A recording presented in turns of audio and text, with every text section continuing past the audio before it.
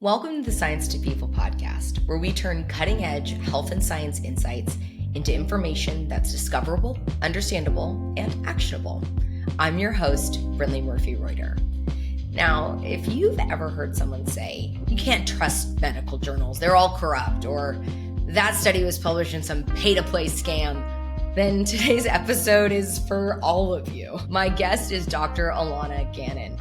She studied mechanical engineering at Trinity College Dublin, where she also obtained a PhD in the field of articular cartilage biomechanics and tissue engineering. Dr. Gannon was a postdoctoral fellow at Harvard University, investigating regenerative medicine applications for the treatment of diabetes. Now she's a deputy editor at one of the world's largest and most respected academic publishers. She's seen firsthand how research gets vetted, reviewed, and published. And yes, sometimes challenged. In a moment where our trust in science is being tested, from viral claims to political leaders calling for bans on academic journals, we're digging into the process. What is academic publishing really? And why does it matter? And how can everyday people make sense of what's getting published and, probably importantly, what doesn't? Dr. Gannon, welcome to the Science to People podcast.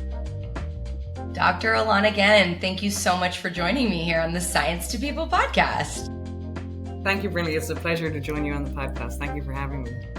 Yeah, I'm really excited to learn more about the world of academic publishing today. This has been such a black box for me coming into academia and now kind of operating within it. I still don't feel like I fully understand it, which means that a lot of folks out there must not really fully understand what goes into producing the scientific literature that we all rely on in so many ways. So I'm really excited to dig in on this topic with you today. We start all of our podcasts the same way, which is if we were standing in line in a coffee shop and I said, hey, what do you do?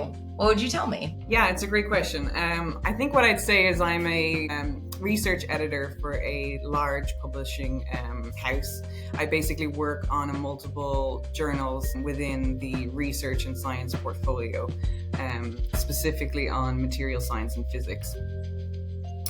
So within that, the role of a research publisher is this is a full-time job. These are people who have completed PhDs and postdocs most likely. And we take in the research that's completed by PhD scientists in academic institutes or even in the pharmaceutical industry or research industries and disseminate that research. We send those articles for peer review out to other experts in the field within any particular area. And then we evaluate that research, whether or not it is viable for publication at the moment, whether or not it needs more experiments, or where maybe it's not a fit for the journal that it's been sent to. Okay, so basically you check the science, you double check the science, and then you decide whether to send it back or push it forward to become science that we could all read or apply to our lives in some way. Yeah, so maybe the best way to answer this is to give you an insight into what happens when a manuscript is submitted to a journal. And I think that's kind of opens up what we call the black box of publishing. If I go to academic institutes and I give a presentation, the title is often the black box of publishing because this is something that even researchers themselves don't know what happened, as you kind of reference. You kind of send it off into the void with like good wishes and vibes, and then you get an answer. So kind of to peer behind the wall, when a manuscript is submitted to a scientific journal, what happens if it comes to the editorial inbox. And from there, you'll either select the manuscripts that you're going to review or they'll be assigned to you. Once one comes to my inbox, then I'll evaluate it. So I go through the manuscript in depth personally. I'll look first at the abstract. They'll make sure it's clear and concise, and then I can get a feel for what research has been completed within that. After that, I'll scroll to the figures and make sure that all of the relevant data that the researchers hope to communicate is present and up to academic standards that we hope to achieve. So when you're coming to a result, you should have a very sound conclusion that you're able to draw from the data. It's not that you just did this, in a void where you have one-off chance of seeing the result that you've seen. After that, you need to do some statistical analysis to make sure that what you're seeing is not by chance, that basically you're going to either prove or disprove your scientific hypothesis. which is basically if we look at a certain set of data under a certain set of conditions, we think this will happen. The goal of the scientific manuscript is either to prove or disprove this hypothesis. And that should all be laid out in the abstract. So when I go through the figures, I'm making sure that all of this data is present in order to back up the arguments made and conclusions drawn by that manuscript to the best of my ability. Okay. Yeah, that makes sense. That seems important to double check. Right. So that's like one of the first things you want to see, whether or not this is within the ballpark of what they've claimed they've came to the conclusions of. Ethical red flags are something like, permissions from the university or the research institute that say you can perform these experiments on animals or even in clinical trials on humans. Everything is back to approvals from the university or research institute. And those are all highly regulated. So if I deem that they have come to reasonable conclusions, there's no ethical red flags, the manuscript has a good standard of English and communication, and I think that it is within the remit of the journal I'm working on at the time, and if I think it will have a broad scientific impact or a more specialized scientific impact, I make a decision. And that also changes in terms of what journal I'm working on. Some journals are broad scope with high impact factors. Some are more specialized with a more narrow field of view. So therefore, you're kind of disseminating whether or not this research sits in which realm. If I think it's a fit for the journal that they've submitted to, then I'll send it for peer review. And this is where I'll look for scientific editors or scientific researchers within this field that specialize in the topic and have published work on the same topic. When I receive a sufficient number of reviewer reports, where the reviewer will basically troll through all of the manuscript and give feedback, not only if the data supports the claims, but also whether or not the experiments have been performed adequately, if there is anything that's missing from the manuscript, if they indeed need additional experiments, or if their claims are too broad for the data they're presenting, if they need to either rein in the scope of their claims, or they'll need to do, many, many more experiments to validate the claims of the manuscript. These Meaning are all that maybe they took a little bit of liberties with what they thought they found and relating it back to that initial question that they asked. Absolutely. Context is one of the most important things in science when you're communicating the work you've achieved. And basically, it's if you have kept within the remit of the experiment that you've outlined, the conclusions you can draw from that data versus, wider claims to say, you cured cancer, say. It has to be specific. PhD researchers within themselves are specialists. You spend a long time. I think I spent over 10 years in my research career in academia working towards becoming a specialist in a given area. So by the end of, your PhD and your postdoc, you've spent a lot of time learning a lot about a very small field. So you're not a generalist, you're a specialist. So therefore, you can make claims about the broader implications of these results and their impact on science. But it may not necessarily be represented in the paper you have just written. This is your small contribution to a larger discussion on any given topic. And obviously this changes for how big a study is, how large it's been conducted, the funding behind this study. But in general, you obviously have to stick to whatever data you were able to collect and whatever claims you're able to support. But also you need to understand the context of your research and how it fits into the bigger picture of research in that area.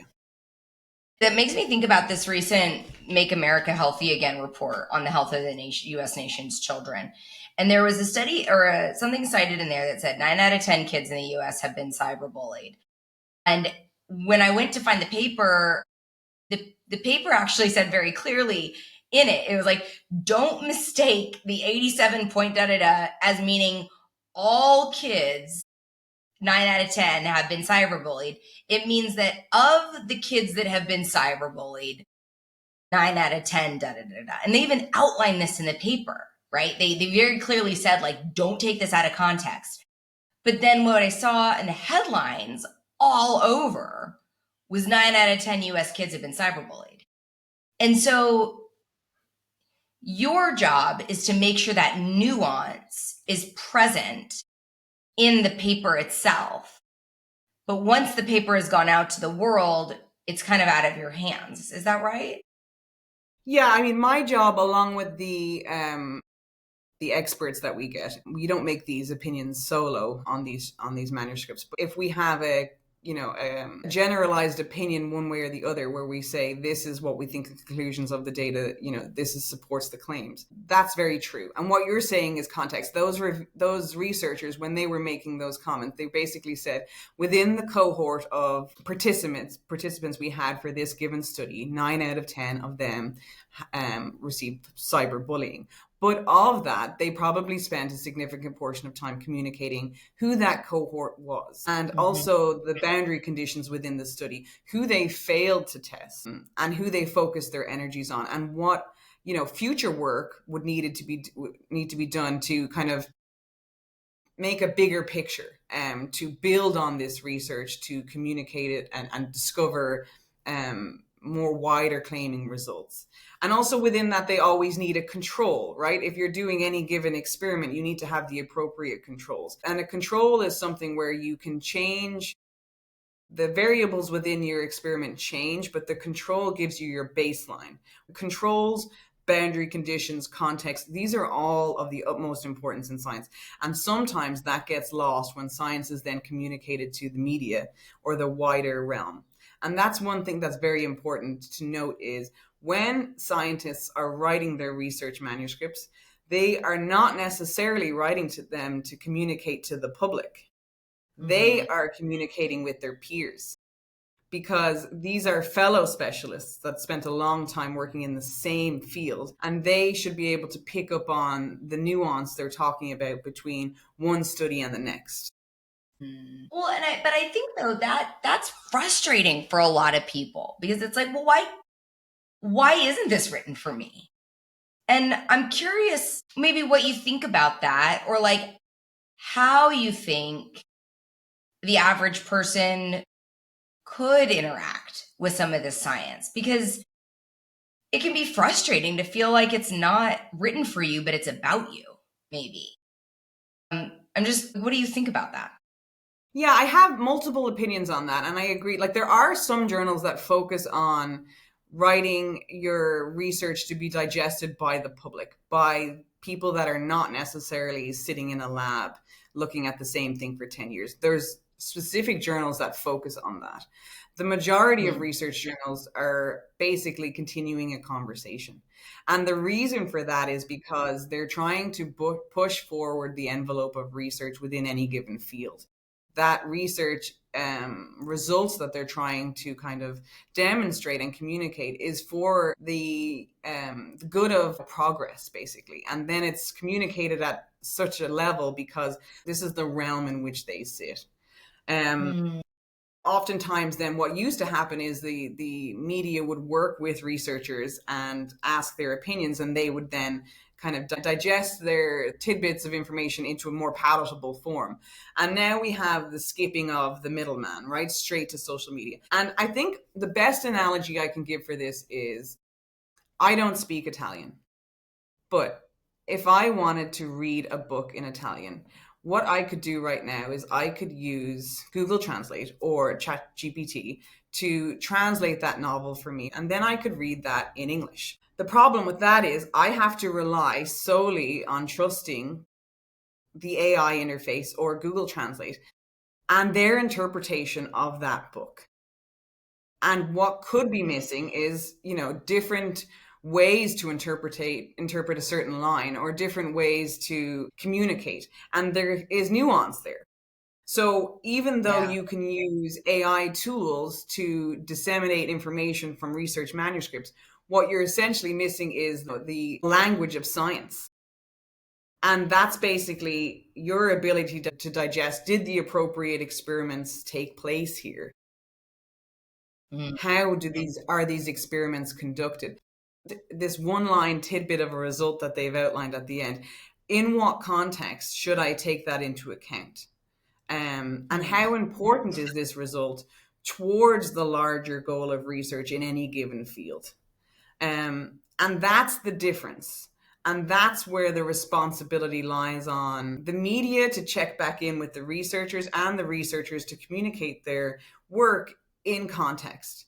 Because the last thing you want to do is you want a little boy sitting at home trying to read up on, say, type 1 diabetes and saying, oh, they've cured it. Here it is. And it's not the case.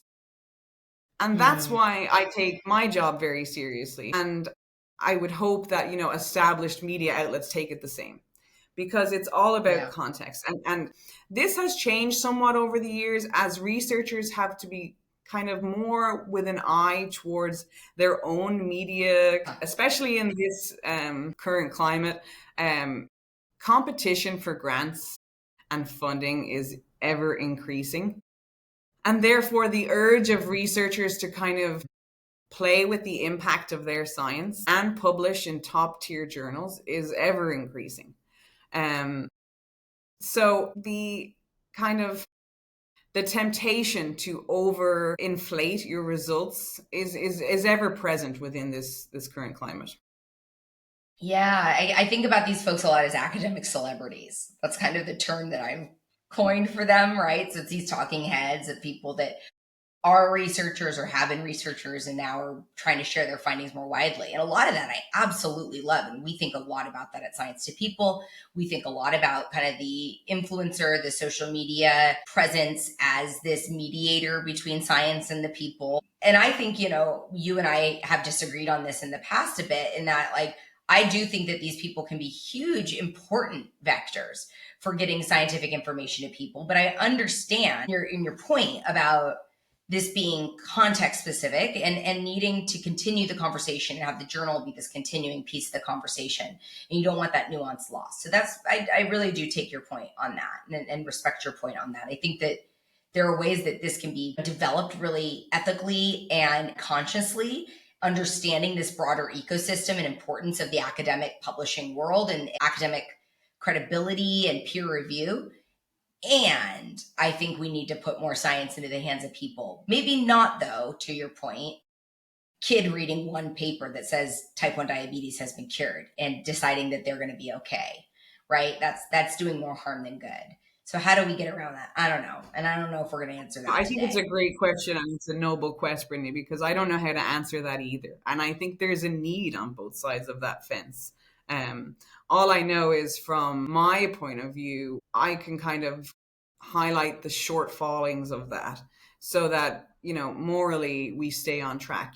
When we look at, like, the Hubermans of this world, who have become celebrities because they are experts in any given field, scientists at their core are specialists. So when you step over the parapet into a generalist expert just because you're Ivy League associated, I spent 5 solid years at Harvard doing research. I understand the level at which these people are operating still. It's kind of something where, when you step over that line, you leave behind the genuine researcher you used to be, and you toy with the public's definition of what is an expert. And I think if I wanted to communicate anything in this podcast, it would be scientific experts with PhDs. We are specialists within any given field, and that's usually a narrow field, because you're spending an awful lot of time learning everything you need to know about that field. And anybody will tell you, the more you learn, the less you know. As you become an expert in these fields, you see further and further into what needs to be done and what has yet to be discovered, and that makes you, a true expert in your field. But it doesn't make you a generalist. Just because you have a PhD doesn't mean you know everything. Yeah. I think, though, that idea of this academic expert, kind of exalting of the academic expert, can be hard for people, especially. So, like, we had somebody on the podcast a couple weeks ago, Dr. Matt Mata, who studies anti-intellectualism in the US and how it impacts public health and perceptions of public health and public health interventions. And a lot of it is a backlash against this academic expertise in this, like, we do this to talk to each other in these journals, and it's not for you, public. And, like, don't try to find somebody who can interpret it for you, because unless they've done, 10 or 12 years in their PhD program, they can't do it right. And I think it just, again, like I think it just makes it hard for people to understand then what is for me, especially if then access to that science is paywalled. $50 for an article. And I respect completely that that's because what you just described to us as this incredibly in-depth analysis process that goes into deciding whether this science is ready to be put forward to other scientists for next steps or for innovation on top of it. So I get why it's expensive, but I'm curious if you could maybe break down a little bit why papers are behind paywalled or open access and walk us through a little bit about how that works and why maybe open access of papers is still so debated. Yeah, it's a great question, and I think it's complicated in the sense that within it, to answer it, I need to give a little context of where research publishing was originally funded, and I think in the past, in the more traditional model, publishing houses work with research institute universities that give a portion of their yearly spend over to buying licenses of journals within that publishing house so that the community within those institutes have access to these articles. And if you're affiliated with any given university, you have access to whatever that library has chosen to spend its money on in terms of the most relevant journals of a very, very wide range of disciplines. And that's up to the library to kind of disseminate where to put that money.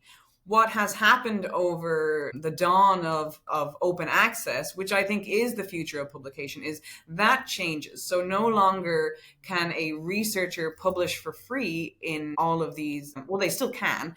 They obviously still have the opportunity to do that. But if you're trying to publish open access, the onus of payment for publishing a specific manuscript in an open access journal or even a hybrid journal where you can choose to have open access to your manuscript, whereas the rest might be behind a paywall, is that the researchers themselves, the submitting author, they pay the publication fees. And those can be expensive for any, there's a big range in terms of how much that costs to publish. Generally speaking, the higher impact factor of the journal, the higher the cost of open access. And sorry, just a quick detour. What is an impact factor? Sorry, do you mind if is that a crazy detour? Should we come back to it? No, I can give a brief answer so we don't go too far into it. But basically, an impact factor is debated in terms of how serious to take it within editorial and publishing and in the research community and academia too. Basically, it's a metric to kind of gauge the impact of the research that's being published by any given journal. And typically it's an average. You take the total number of citations a journal receives and you divide it by the total number of manuscripts that have been published within that journal for the last 2 years. And then you come up with an average number of citations per manuscript. And when I say citations, I mean that this work has been referenced by another research in another published research manuscript. And does that count if they cite themselves?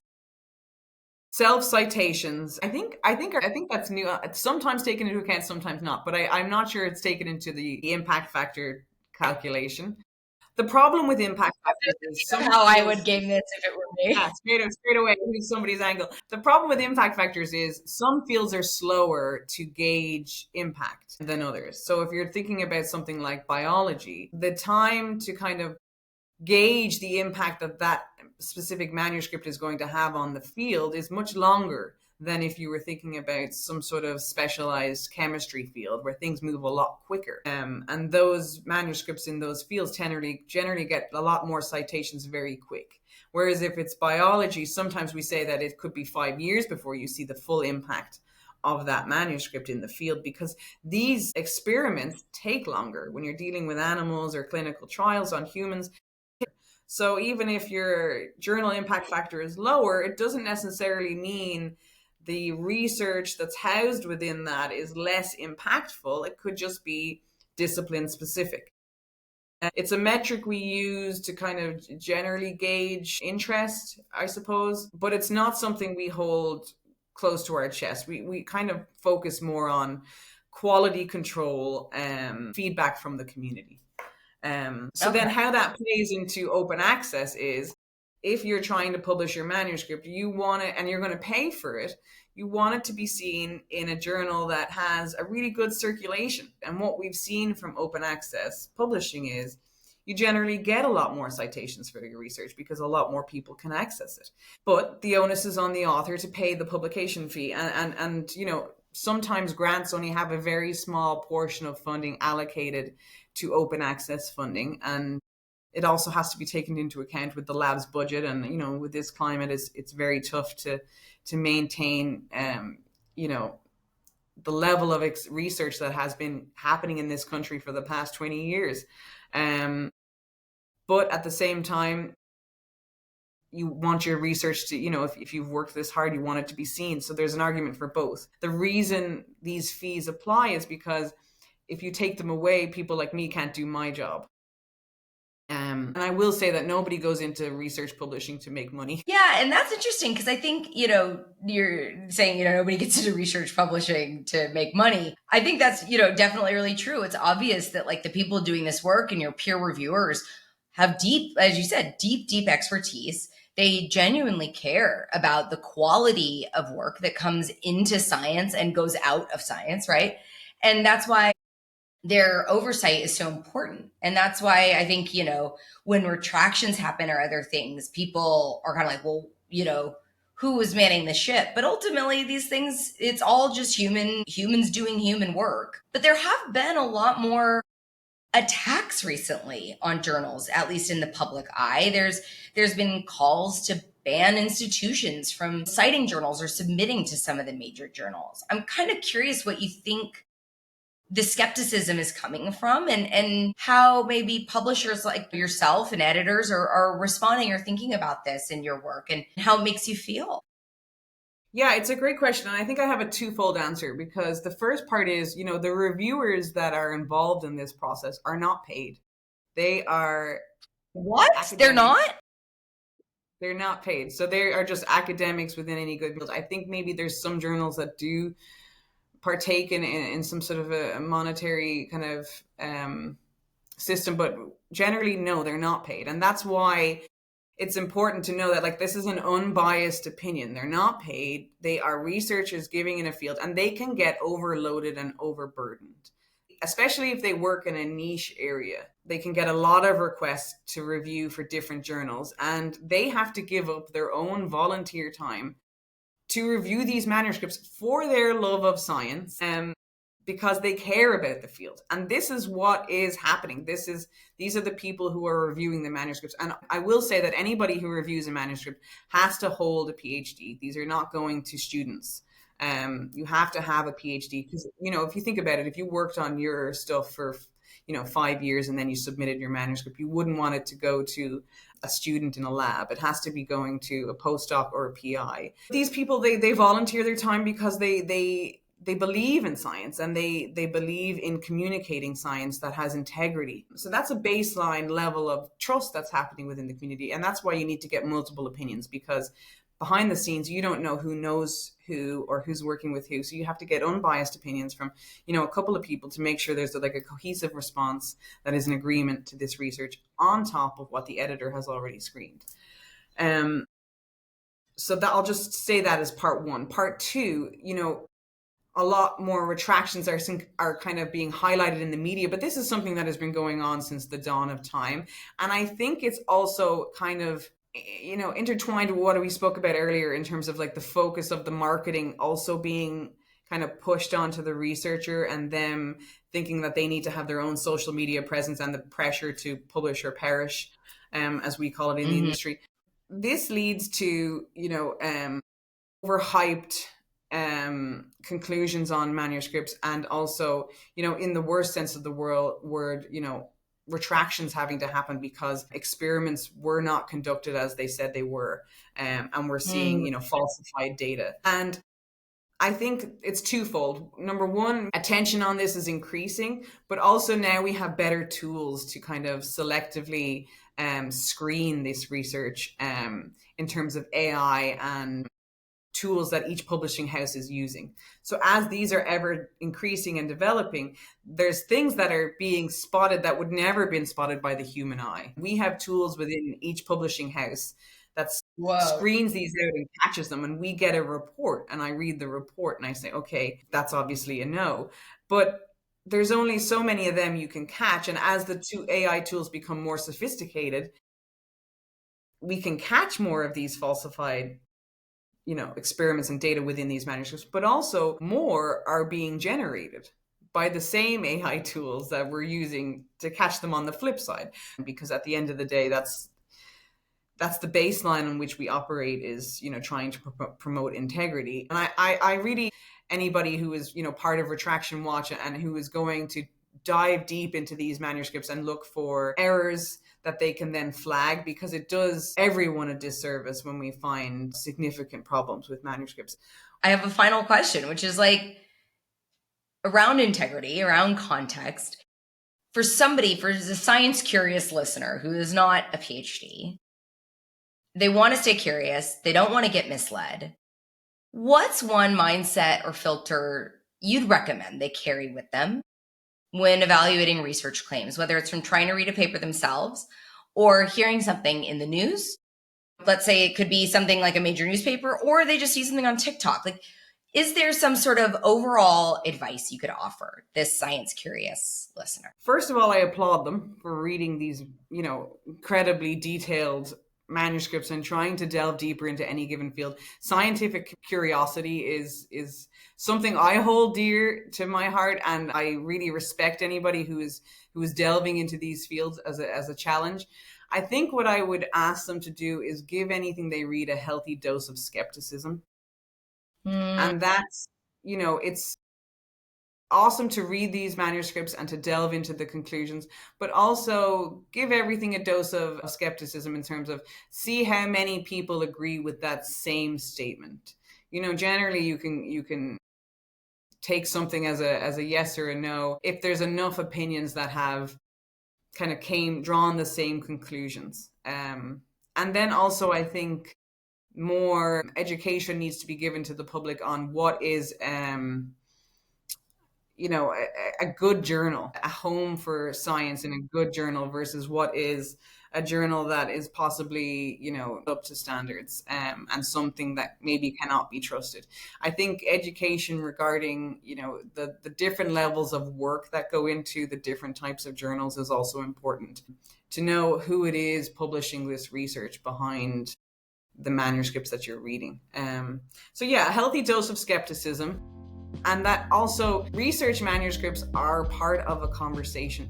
They shouldn't never been viewed as a textbook with a yes or no answer. They are simply part of the conversation.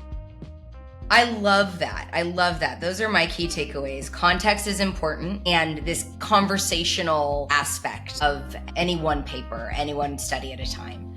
I really appreciate that. This has been an incredibly insightful conversation. Thank you so much for trying to help us understand a little bit more of that, kind of quote unquote black box of publishing that you mentioned, which I think can feel that way for everybody, not just people trying to publish stuff, but for the general public. Thank you so much, Brittany. It's been an absolute pleasure. Dr. Gannon, thank you so much for helping us peek inside that black box of academic publishing. While this process may not be perfect, I do think it is still one of the best systems we have to help us filter evidence from noise and blatant inaccuracies. And we need to understand it if we're going to make informed choices as consumers and members of the non-academic public. For our listeners, if you've ever wondered what peer-reviewed really means or why science doesn't always give a straight answer right away, we do hope this helped. Please subscribe, leave a review, and share this episode with somebody who's ever asked, can I trust that study? You can find more on our Substack and our website. See you next time.